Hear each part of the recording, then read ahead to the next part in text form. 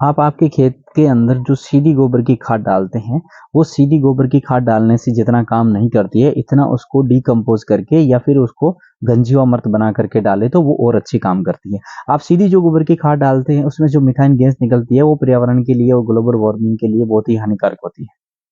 नमस्कार किसान भाइयों, स्वागत है आपका ओरिएंट टीवी 29 पर। आज हम बात करेंगे प्राकृतिक खेती के अंदर। प्राकृतिक खेती के अंदर जो सबसे बड़ी चीज़ होती है वो है घनजीवामृत, जीवामृत और बीजामृत।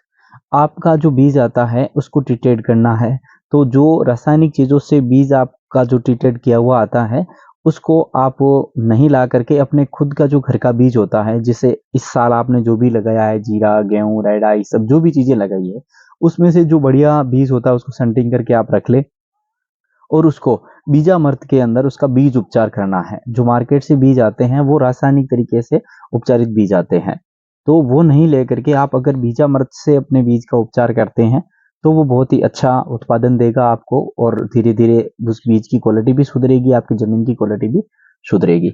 जैसे सबसे पहले बात करेंगे अपने खेत का कार्बन। अपने खेत का कार्बन है वो आज लगभग लगभग ना के बराबर हो चुका है। जिस टाइम हरित क्रांति आई थी उस टाइम 2.5 तक अपनी जमीन का कार्बन था। तो हरित क्रांति लाना भी जरूरी था, उस समय की वो मांग थी, वो जरूरत थी, लेकिन उसके अंदर जो मापदंड बनाए गए थे लोगों ने उस मापदंड को छोड़ दिया। मोटा मोटा बात करें तो जैसे 1 एकड़ के अंदर 10 से 12 किलो यूरिया का जो मापदंड फिक्स किया था उस टाइम में वैज्ञानिकों के द्वारा कि भाई 1 एकड़ के अंदर अगर आप 10 से 12 किलो नाइट्रोजन डालोगे तो आपके धान है वो अच्छा होगा। लेकिन लोगों ने उनकी बातों को अनसुना कर दिया और लगातार अपने हिसाब से आप डालते गए। आपने वो अपनी जमीन को चेक करवाना छोड़ दिया। लगातार जैसे जैसे रासायनिक की मात्रा बढ़ती जाएगी वैसे वैसे आपकी जमीन का कार्बन है वो कम होता जाएगा। तो आजकल देखा जा रहा है कि लगभग लगभग एक सर्वे के हिसाब से जो वैज्ञानिक है वो कह रहे हैं कि अपनी जो जमीन है वो लगभग बंजर हो चुकी है। अगर आप ये रासायनिक चीजें डालेंगे तो ही आपके खेत में धान बढ़िया होगा, अन्यथा नहीं होगा। तो अपने को जमीन का कार्बन बढ़ाने के लिए क्या करना होगा, आज हम उस विषय पर बात करेंगे। जमीन का कार्बन बढ़ाने के लिए आपको सबसे पहले जो है आपकी गोबर की खाद आप जो सीधी खेत के अंदर डाल रहे हैं उसको सीधा खेत में नहीं डाल करके आप उसको थोड़ा सा डिकम्पोज करें, उसको प्रोसेस में करके करें। हो सकता है जैसे केचुआ से प्रोसेस करें तो आप केचुआ से प्रोसेसिंग करें। अगर आप केचुआ से नहीं करना चाहते हैं तो 5 से 7 दिन के अंदर जो खाद तैयार होती है उसका नाम है घनजीवामृत। जो आपकी गोबर की खाद इकट्ठी हो रही है उसको आप घनजीवामृत के अंदर बदल करके आप अगर खेत में डालते हैं कि मानो आप अगर दूसरी जो सीधी गोबर की खाद आप 10 ट्रॉली डाल रहे हैं और घनजीवामृत आप 100 किलो भी डाल रहे हैं तो भी वो आपकी 10 ट्रॉली खाद के बराबर काम करेगा और वो आपके कार्बन को बहुत ही तेजी से आगे बढ़ाएगा और आपकी जमीन को जल्दी से उपजाऊ करेगा। अगर आप एकदम से रासायनिक खेती को छोड़ करके अगर आप प्राकृतिक खेती पे आते हैं तो आपका जो है वो 80% तक का आप धान है वो ले सकते हैं। जैसे आप उसमें अगर 100% ले रहे थे आप रासायनिक खाते डाल करके, तो आप एकदम से अगर प्राकृतिक खेती पे आओगे तो उसमें 20% आपको कम ही होगा, क्योंकि आप उसकी विधि से काम करोगे तो आपका लॉस नहीं होगा, लेकिन आपको थोड़ा सा लॉस होगा क्योंकि आपकी जमीन है वो उसकी आधी हो चुकी है, तो उसमें थोड़े बैक्टीरिया को डेवलप होने में कम से कम 1 साल तो लगेगा। लेकिन ये 1 साल आपको लगाना भी जरूरी है क्योंकि अपने आने वाली पीढ़ियों के लिए जो जमीन का सुधार करना है वो बहुत ही अति आवश्यक है। तो आज हम उसी विषय पर बात करेंगे।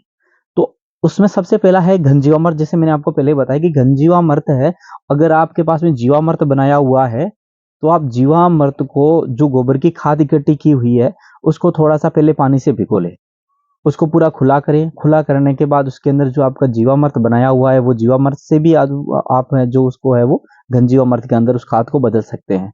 अगर आप ऐसा नहीं कर रहे हैं तो फिर आप नॉर्मली 20 लीटर गौमूत्र, 200 केजी गोबर है, 200 केजी गोबर के अंदर कम से कम 10 से 20 लीटर आप गौमूत्र लें और 2 किलो उसमें बेसन डालें और 2 केजी जो अपना देसी गुड़ है उसका डालें। उसका घोल बना करके आप उसको पूरी तरीके से फैला लें। जो गोबर है उसको फैला दें। फैलाने के बाद में छोटे छोटे होल करके उस होल के अंदर आप जो ये घोल है ये उसके अंदर डाल दें। वो डालने के बाद हर तीसरे चौथे दिन आप उसको छोटे छोटे भागों में काटते रहें। जैसे कि आप अपने मकान बनाते टाइम जो सीमेंट और बजरी का जो आप आपस में मेल करते हैं उसी हिसाब से इसी का भी मेल करते रहें और इसको एक छायादार जगह पे रखें। ये खाद है ये लगभग 20 दिन के अंदर तैयार हो जाएगी। तैयार होने के बाद आप इसको आपके खेत के अंदर जुताई के टाइम में डाल सकते हैं। ये आप डालने के बाद आप देखोगे कि ऐसा आप अगर 1 साल तक, 1 साल में 2 बार डालोगे तो आपके ज़मीन का कार्बन है वो धीरे-धीरे बढ़ जाएगा और आपकी जो फसल है वो भी धीरे-धीरे उपजाऊ होने लगेगी, आपकी ज़मीन है वो उपजाऊ होने लगेगी और आपकी ज़मीन के अंदर जो केंचुआ है वो भी बढ़ेगा और आपका ज़मीन का कार्बन भी बढ़ेगा। तो आपको कार्बन बढ़ाने के लिए बीजामृत, घनजीवामृत और जीवामृत का रेगुलर उपयोग करना है। मैं मेरे खेत के अंदर हमेशा बीजामृत, घनजीवामृत और जीवामृत का रेगुलर जो है वो उपयोग करता हूँ। जैसे आप अभी फोटो देख रहे हैं, ये मेरा पूरा फर्टिलाइजर स्टेशन है। इसके अंदर हम सारी चीजें यहीं बनाते हैं, हम कीटनाशक भी यहीं बनाते हैं, हम मार्केट से किसी भी टाइप का कीटनाशक भी नहीं लाते हैं। तो आज जो मेन टॉपिक है वो है घनजीवामृत का। घनजीवामृत को कैसे बनाना है उसकी विधि एक बार पुनः मैं, आप देख रहे हैं स्क्रीन के ऊपर जो भी लगी हुई है, आप इसी विधि से भी बना सकते हैं।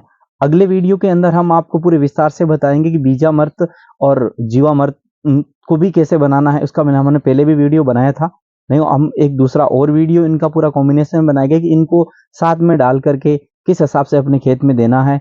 जब आप फ्लड इरिगेशन करते हो या फिर आप मिनी स्प्रिंकलर से करते हो या फिर ड्रिप से करते हो, तो इसका कितना वो रहता है डोज, वो अगले वीडियो में हम आपको पूरा जानकारी देंगे। वीडियो काफी लंबा हो रहा है तो हम अगले वीडियो के अंदर आपको पूरी जानकारी देंगे। तब तक के लिए अगर जानकारी अच्छी लगी हो तो आप हमारे चैनल को लाइक और सब्सक्राइब जरूर करें। धन्यवाद।